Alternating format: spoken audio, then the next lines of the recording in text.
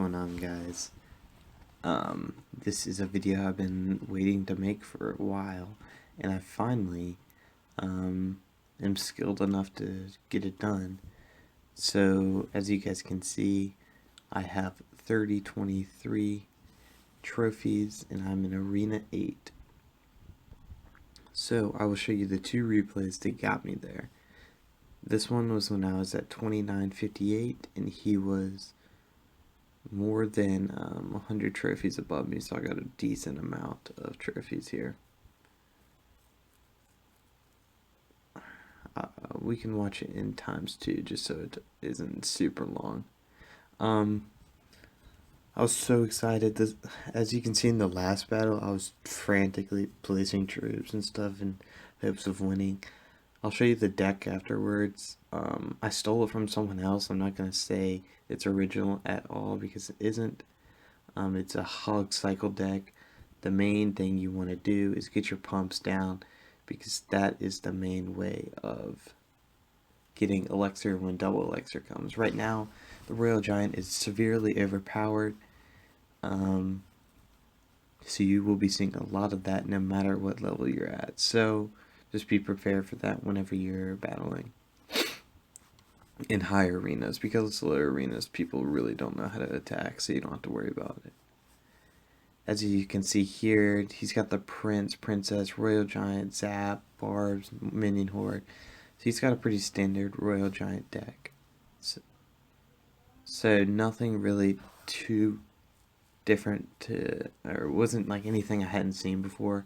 The Prince I hadn't seen before, so that was kind of weird. I had to deal with that, but the small troops are really good against countering the any kind of Prince because they're really good to get down. So as you can see, I have a elixir collector down, and that's good against the Royal Giant because Royal Giant shoots that because it's a building.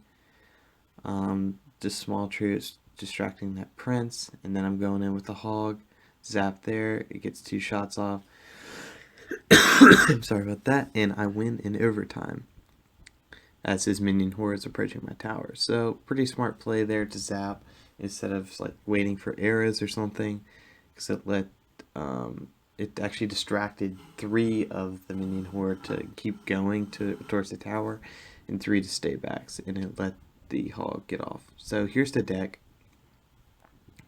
I'll just describe all the uses of everything in it. So we get the collector, obviously, to boost the amount of collector, amount of elixir you have, because this deck is really cheap, 3.5. So you can just keep spawning in all these, all this stuff, like the minion hog combo is so good paired with the zap. So, and then the wizard's really good against a minion horde if you don't have your zap or arrows. It's good against barbarians. It's good against 3 musketeers. It does splash damage, which is always good, and it does a good deal of damage to towers. The hog paired with not the minions. The goblin is very good. With this deck, it's good because you can just keep spawning them in double elixir. If you have collectors down, just keep spamming hogs, and if they have defenses, they like can't place them fast enough. The arrows, obviously good against any small troops, and can, how much damage do they do? They're level 9, so they do 98 to towers, the crown towers, so that's pretty solid. That can finish it off in overtime, or if you need a last second tie or something, those can do a good deal of damage to crown towers. The minion horde, those melt Royal Giant if left alone. Zap can like change targets if you need it, and can give your hog a few more hits on a tower, and these small troops are good for distracting. So I'll show you the last replay here that got me into Arena 8. He was below me. I just needed 4 trophies, so I didn't really care. He had a Royal Giant. That's pretty much everyone that I faced on the way up.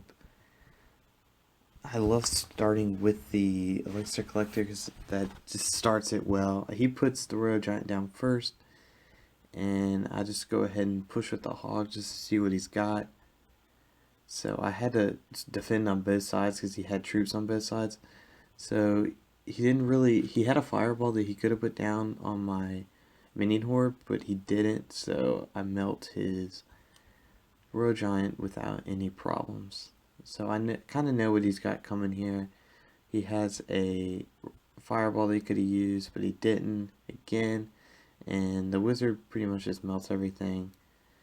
And yeah, that was a pretty standard defense there. So now I got 2 collectors down. I'm very ahead of him in the elixir department. And yeah, so I melt his royal giant again. It gets off 1-2 shots maybe. And I'll just go ahead with a push here with a bunch of small troops, and that's an easy tower. So as we reset here, he's going to send in his royal giant there to destroy that. I'll slow it down here. As you can watch me frantically put down troops. He put down the royal giant to destroy that collector I was trying to distract with. So I tried again. I think I put it too far to the left that the royal giant would actually shoot at my tower. Am I right? No, I put it at a good spot that actually it wouldn't. So his royal giant is still alive, but there's only 5 seconds left, so I just zap it here so it doesn't get off another shot. And that was it. I'm really excited because I do have enough if a legendary pops in the shop. If I get the princess, that'll be huge because I think I will get a lot higher. I might switch it with a wizard maybe, and that'll decrease the elixir cost by 1 or 2, so that'd be like a 3.3, which would be really good. We'll see. We will have to see. Maybe even the spear goblins, that would make it go up 1, but yeah. Thank you guys so much for watching. I know you guys don't really, a lot of people don't watch these Clash Royale videos, but I love Clash Royale. That's my favorite game right now. Thank you so much for watching. This has been your boy Tucker, and peace.